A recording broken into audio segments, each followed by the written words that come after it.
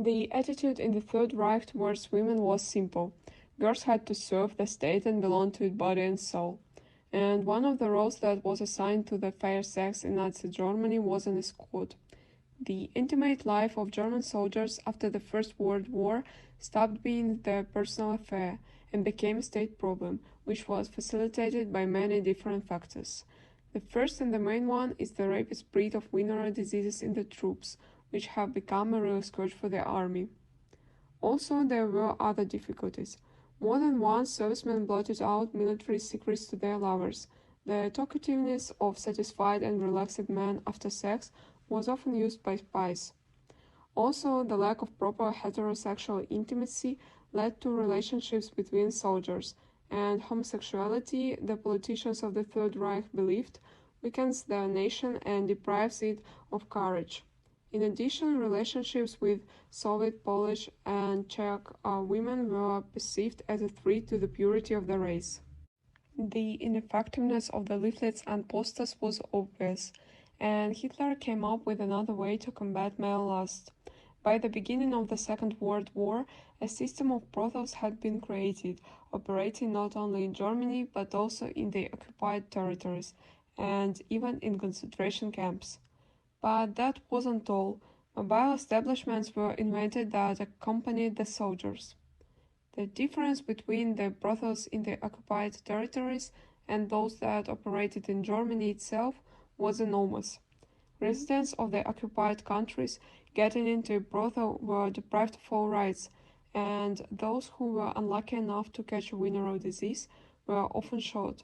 It was easier and cheaper than wasting doctors' time and medicines for treatment.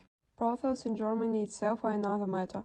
The German women who worked there were considered civil servants of the Defense Department, received a salary, had insurance and benefits. There was even a uniform and a production rate.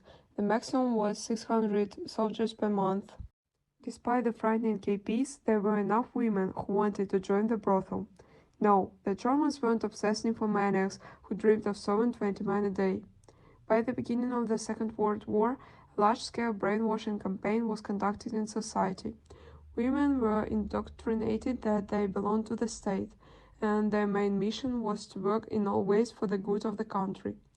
The girls sincerely believed that working in a brothel was a contribution to the common cause, bringing the victory and triumph of Nazi ideas around the world closer. Not everyone was taken into the military escort. The applicant had to be a purebred German woman of high stature, with fair hair, eyes and skin. In other words, to meet the standard of female beauty in Germany of those times. Health also mattered. How else could she withstand such a flow of men? The conditions of a woman's work depended on which troops she served. For example, for 20 pilots there was one full-time Frau, who met clients in neat clothes and with makeup and changed underwear after each soldier. The curves intended for land soldiers received men right in bed, and the sheets were changed only after a dozen meetings. One worker per 100 people was allocated for the low-ranking military. The officers were luckier. For them, the rate was 50 servicemen per woman. The troops were followed in trailers by mobile brothels for the low ranks, which were located in the nearest settlement. Along with the furlough, men were given a ticket to visit such a brothel, pink for sergeants and blue for soldiers. Soldiers received 5 or 6 such passes a month. Additional tickets could be handed over as a reward. Coupons were actively exchanged. There were always those who preferred food, booze, or cigarettes to sex. There were also privates who tried to break into the pink sergeants' brothels with a blue coupon, where the girls were prettier and healthier. At the entrance to the brothel, the soldiers were given a bar of soap, a towel, and 3 condoms. Hygienic procedures were mandatory. According to the regulations, a man had to soap himself twice, and only after that he was allowed to see a woman. The working day of girls lasted from 2 o'clock in the afternoon to 8 in the evening. However, they got up much earlier. After getting up, they had breakfast, a medical examination, a walk, and preparation for receiving clients. However, it didn't help much. Neither good nutrition, nor medical supervision, nor exercise compensated for the huge flow of men who came to the brothel. But there were elite escorts among the women who served the sexual needs of the Nazis. those who worked in the brothel salon Kitty. This brothel became legendary thanks to the film of the same name by Tinto Brass, which became one of the most famous European erotic films.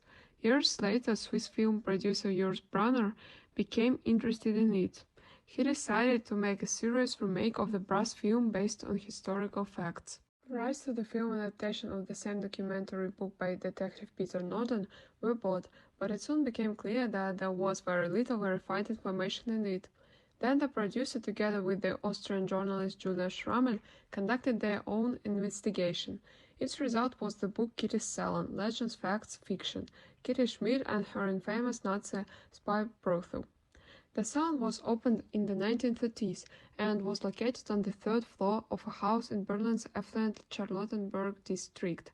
It looked much more restrained than in Brass's film.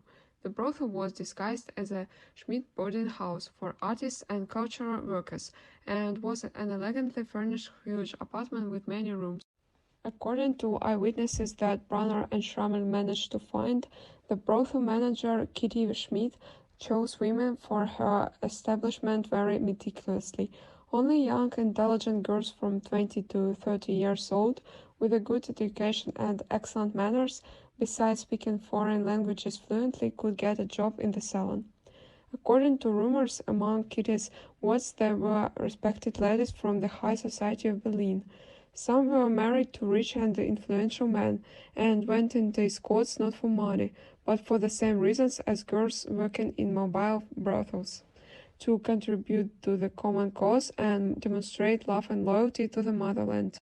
The guests were met by Kitty Schmidt herself. There were usually 2 or 3 escorts and a maid serving drinks in the living room. If the girls present didn't suit the men, then they were brought a catalogue with photos, and the women they liked were called to the salon by phone. Kitty's escort services weren't cheap, by modern standards from €800. There were also special customers. Those who called their passport Rothenburg were served at the highest level. The clients included the most influential men in Germany, as well as diplomats from friendly countries. Among the regular visitors were Foreign Minister Joachim von Ribbentrop, Benito Mussolini's son-in-law Count Gilisa Siena, SS Obergruppenführer Joseph Dietrich, head of the NSDAP Organizational Department Robert Ley, head of the Main Directorate of Imperial Security Reinhard Heydrich, and head of Foreign Intelligence of the Security Service Walter Schellenberg. Once even propaganda minister Joseph Goebbels came to Kitty, but Hitler, who despises prostitution, the authors of the book write, has never been to the salon, and quite likely didn't even know about its existence. Little is known about the taste of salon visitors. Some sources report that Joseph Dietrich preferred orgies with dozens of girls, and Goebbels liked to watch lesbian games, but there is no reliable confirmation of this information. Schellenberg writes in his memoirs that Kitty Salon was intended for internal espionage, surveillance of high-ranking officials of Germany and allied countries.